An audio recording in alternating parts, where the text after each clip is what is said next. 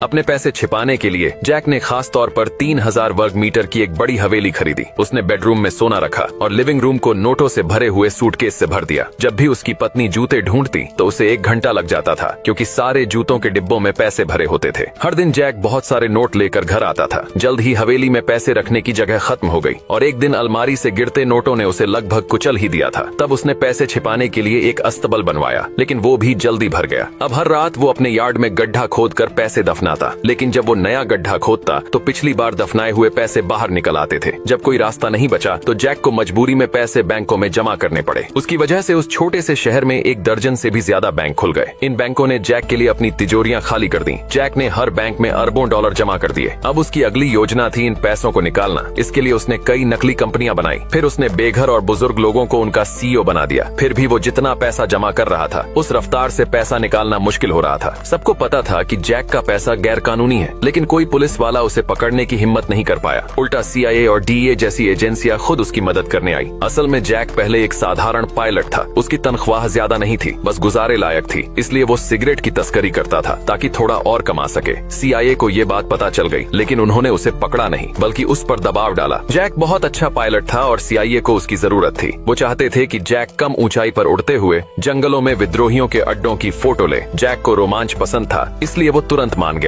लेकिन ये काम इतना आसान नहीं था। जब भी वो विद्रोहियों के इलाके में जाता तो उस पर गोलियां चलाई जाती। लेकिन जैक प्लेन उड़ाने में इतना माहिर था कि वो हर बार बच निकलता। जंगलों में इतनी उड़ानों के कारण एक कोलंबियाई ड्रग माफिया की नजर उस पर पड़ी और फिर जैक की किस्मत बदल गई। अब वो अरबपति बनने वाला था।